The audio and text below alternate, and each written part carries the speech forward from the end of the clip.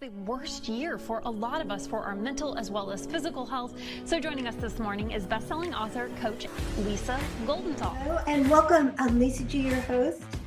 You're at the top of your game, yet the game is changing faster than ever. Strategies that got you here aren't the ones that'll keep you here.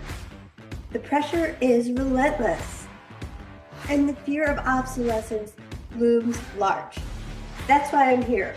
Welcome to the new podcast series, Disrupted: How to Be Gritty and Unlock Performance in Business, Mindset, Wellness, and Success to help you master disruption. Thanks for coming, and I'll see you soon.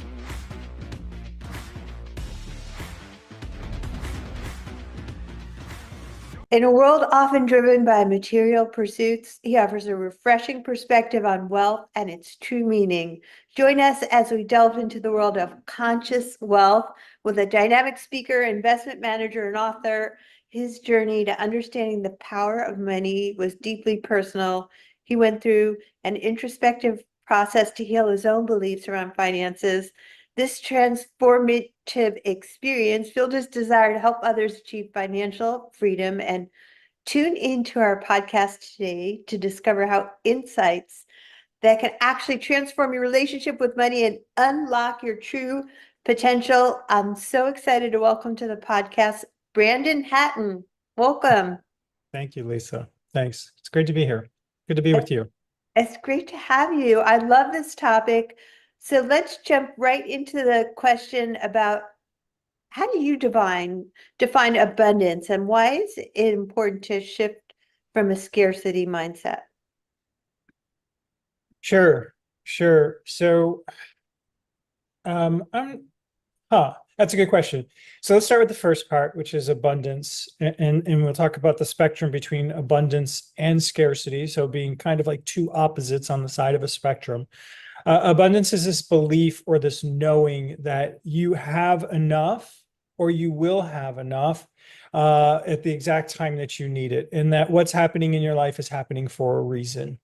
And then the other side of the spectrum of scarcity would be the opposite, that I don't have enough. There's a fear of not having enough, or that I won't have enough, or that something's happening to me that shouldn't be happening.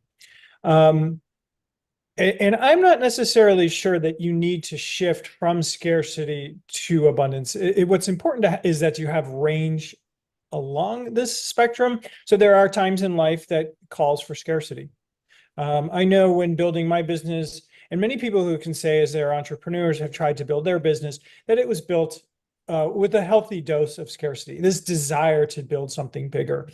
And in the words that I know that you speak of this a lot, what gets you here might not get you there. This idea that you might be able to build to a certain level, but if you really want to scale, and scale not in the sense of Amazon scaling or a tech platform, but if you want to have a really big impact, both personally, professionally, and in the hearts and minds of other people, there will need to be a shift in more facing towards love, or more facing towards this idea of abundance.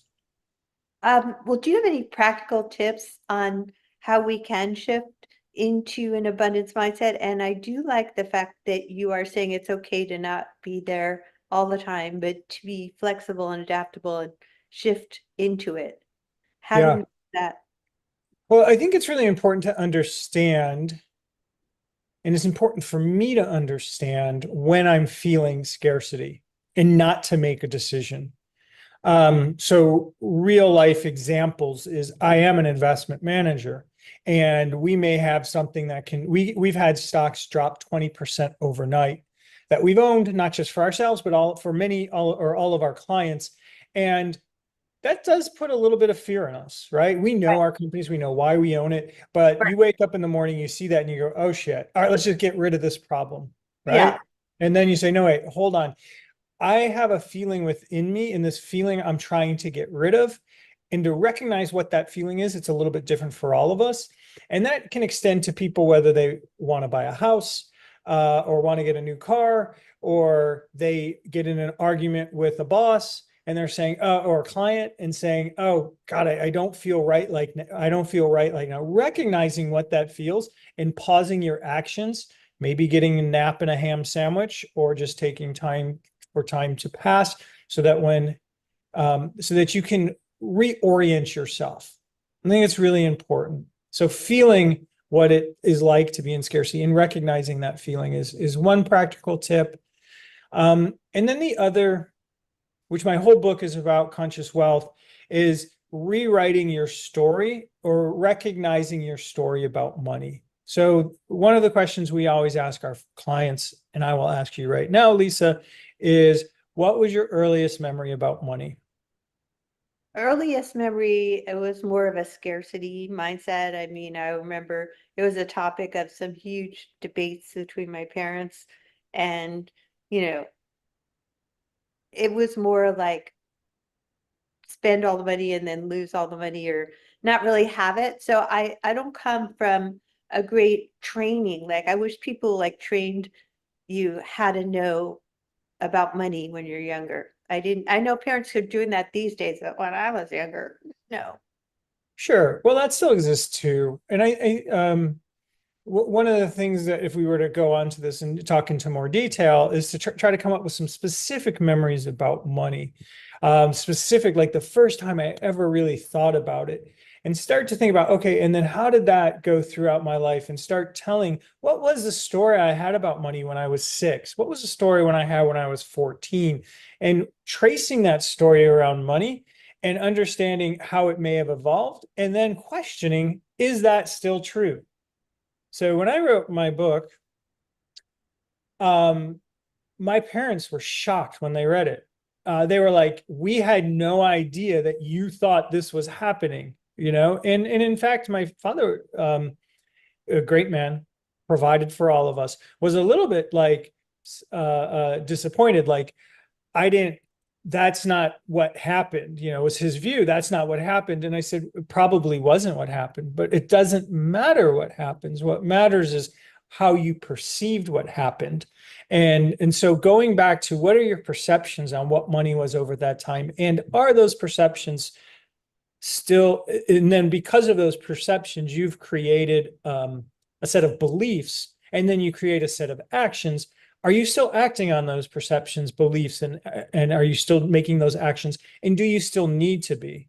And so by questioning those beliefs and paying attention to your actions now and tracing them back, you can also find an optimal place for you right now on that spectrum of abundance and Yeah. scarcity. Well, thanks for answering that question. It's so interesting that perception is really the reality. So when you're younger and you hear your parents fighting about money, that my perception was like, oh, money doesn't grow on trees, and Yeah. hard for money, Yeah. and we might not have enough money, and Sure.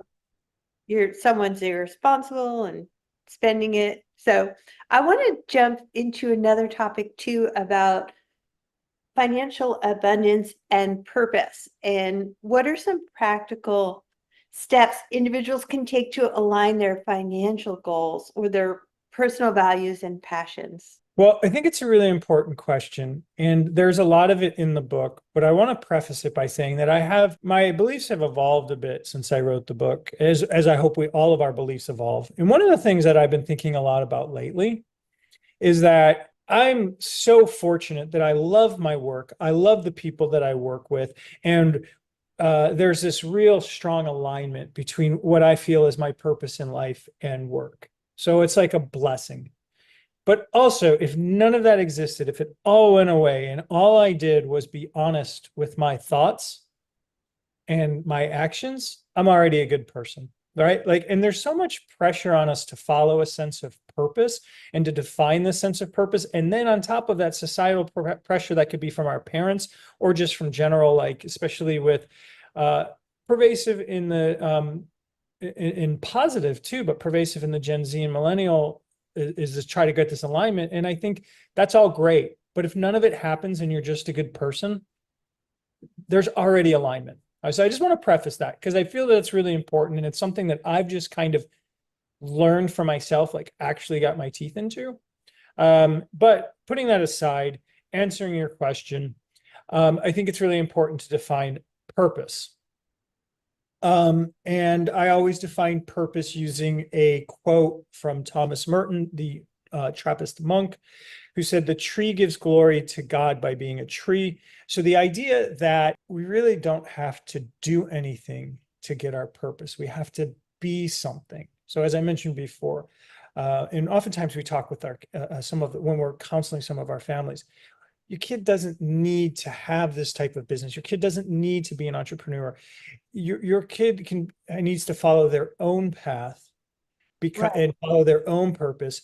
And if we can allow money to help peel away those levels so they can live the highest extension of themselves, be that a manager or a mechanic, then that's fine, right? And so how do we use money to bring out the fullest expression of ourselves is really our goal. If we can take that a step further, then maybe we'll just somehow magically, like me, and in my case, complete magic, was able to align the two.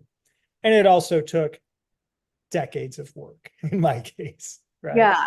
Yeah. Does that help? Is that Yeah, help? no, Yeah. I love that. I love the way that you are allowing your children to be authentic and be who they really are and have their own purpose and not put those values on them, whether they're a mechanic or a CEO. And it does make sense to me that you are aligned with your purpose, and that is authenticity to me. It's like you show up as who you really are, and people are going to be attracted to you rather than trying to be who you think your parents wanted you to be. Yeah, my family came to this country over 100 years ago from Lebanon, and the Lebanese poet Khalil Gibran said that we do not own our children. Our children will pass through us. That's a paraphrase. Will come through us, right? And so we really can't control who they're going to be, but sometimes I like to play around with that and think, well, why wouldn't that be the same for me? Like, I don't own myself. I don't own who I'm going to become or what I'm going to do in this world. It's going to pass through me. And my job is just to help, like, follow that energy. And then I even play with it a bit more. And I say, well, like, I don't even own my money. My money flows through me. And so then what are the implications of that? Like, what does that mean if I don't really own this? I'm just a custodian of it. And how can I use this to help other people fulfill their purpose? Because maybe that's the only way that my purpose is, not the only way. Maybe that's a true way for my purpose to be fulfilled or to be happy. I love the way you look at things, and completely refreshing from most financial advisors that I have talked to. And I want to dive deeper into how can financial abundance be used to create a positive impact on society and the world. I just would love to see, for example, some examples of organizations and initiatives that are effectively using wealth for social good. And how can you're saying the money flows through you? How can we create wealth with doing good as part of our plan? Yeah. So it's a really big question. And I think what I'm going to do is talk about how we do it in our firm. And so one of the ways that we want to do, so we believe that we don't need to make our clients feel afraid in order to do business with us, right? So that's our number one thing, because if I have to make you feel fearful of doing business with you, then you're going to be fearful around money, and that's going to cascade into society. So why don't we just go ahead and create as much value as we can instead of using fear? And so the way that we talk to our clients is always based on a sense of, like, there's going to be enough. And if there's not going to be enough, we'll tell them, because there's numbers behind it. We also don't try to, so we don't talk over their heads on information. We do a lot of instructional videos just on the basics of it. The way that we invest is, like, a lot of financial firms will create really complex structures or use lots of expensive products. And what they're doing is creating a wall between clients and their money, right? There's already a wall because money in itself is so abstract.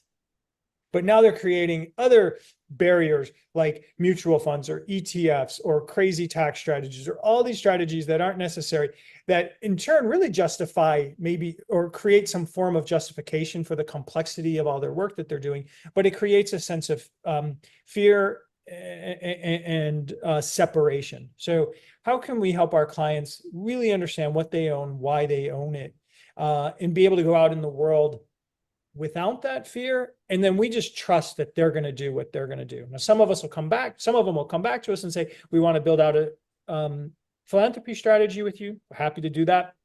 Some of them do it on their own.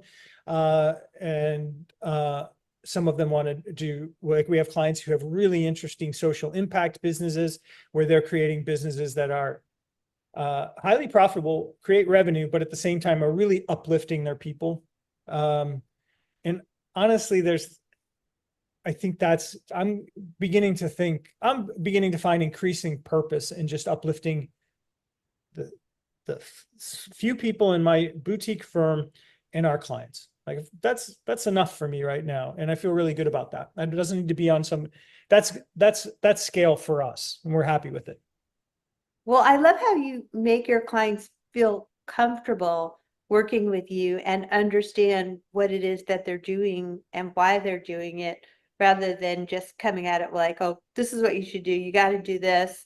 And how can financial abundance foster like stronger relationships and a sense of community?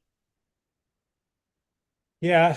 So that's, that's probably one of the most, I remember in high school, one of my favorite teachers, he also was a wrestling coach. He's since passed. He was told that we were like 15, and he just said, and I went to an all boys school, and he said, boys, people think you're going to argue over sex or like housework when you get married. He's like, it's all about money, you know. Yeah.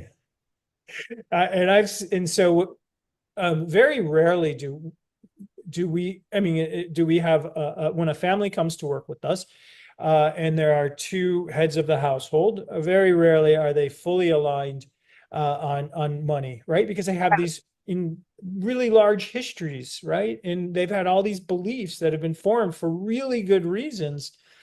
And so our goal isn't necessarily to change them, but be able to see where the other person is coming from.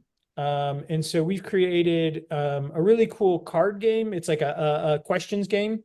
I'll be sure to get my team to get you a set of them so people can get a copy of them or download them from your site or be able to. But it helps couples or families or even people who are going to get married have conversations about money. And so talking is really, really helpful in creating alignment in relationships, of course. Yeah. Yeah. I love the focus on communication about money, because I've seen firsthand that it is like something that puts a stress on relationship, and there's expectations. And unless you manage those expectations by discussing them, Yeah. then it's just a disconnect, and then it causes huge problems in relationships. So I guess the last question I wanted to ask you is about financial literacy, and how can that help us create a more equitable and just society? It's interesting. So we send out an actual letter to our clients and and then we put it on our website. But it's actually like USPS. And the one I just wrote on this topic a little bit this month. It's going out sometime this month, but I was on the phone with my niece. She's 21 years old. And she said, Uncle Brandon, I just went to the Luke Combs concert. And I know who he is because she told me, otherwise I wouldn't. And he said it was so amazing because he sounded in person just like he does on my phone. As a kid, right? It's really funny. And I remember when I went to college. So as I mentioned before, money's abstract. Like it's just like it started as like maybe bartering, and then you have money, and then we had checkbooks. And my mom was always like, you got to actually be able to balance your checkbooks. And then when I went to college, I got a credit card the first week, and now I, for the most part, and my niece don't even use credit cards; they're just using their phone, right? Right. And so there are a lot of people who want to take your money and are willing to take your money, whether it's buy now, pay later, if it's credit cards, if it's overdraft fees. There are so many systems that are devised to take money from employees. And the problem is when you spend money, it goes, but you only get paid, most people, on a weekly, bi-weekly, or so it's like there's a delay. You work, but then your pay comes later. And so there's some really cool solutions around that lately. And there's a lot of people that are trying to take advantage of that gap, right? And so people understanding the basics of that gap and where people are, like how money works, just even the basics, is really important. I mean, clearly that's not what we do as a firm. We're investing money. We will educate next gen on stuff like this. But most people in the United States need that information to be successful and to keep more money in their wallet and not in the wallet of somebody who wants to charge them 20, 30, or hundreds of percent. It's so good, this focus on financial literacy, so that we can all make informed decisions about our own wealth creation and abundance. Do you have any parting words on how we can be unstoppable in our life financially? Spend less. When I say that, I mean, I believe that for me, so I can only talk for I've always lived well below what I make. Right. So I never worry about money. Like, I have worried about money now, but I have never extended myself with debt, or put in a situation that, oh, this and this and this has to go right. Now I'm very blessed for that, right? And I don't think that applies to everyone else. But I do think that there's opportunities for all of us at every time to really think about this thing that I'm about to spend money on. Will it make my life just comfortable? Will it enhance my life? Or will it enrich my life? Will it make me a better person? And sometimes you just need enhancements. You just need to feel better to be a better person. For me, if I'm hungry, I'm kind of a jerk. So like, I get that enhancements are important, but what is that balance between enhancements and enrichments? And do I need something to make me better? Or do I already have the power within me to really bring out my purpose? And so being intentional about spending can, and how much your monthly nut is, if you have the ability to be intentional on that, will make you unstoppable. Well, that's exactly what I needed to hear. I hope you guys are just about as excited as I am. It's just like, I don't know what this happened to me, but I've always just liked stuff. And I could look in my closet and be like, I have enough stuff. Like maybe you get a couple things here and there, but challenge myself to not spend just because it's fun. And I like the shine and the feel of something new. So I think spending less money is the best advice I've heard all day. Thank you. Well, I'm glad it resonated. It really did. I think that I needed to hear that, and I hope you guys enjoyed this interview as much as I did. Brandon Hatton, where can people find more of your conscious wealth? That's it, consciousfwealth.com. We'll get you the link so that people can download this we have this game that people can download for free, or they can buy it from our site. But we'd be happy to send the free download link to you all. Awesome. Well, thanks again for being a great guest on WholeCEO with Lisa G. Thank you.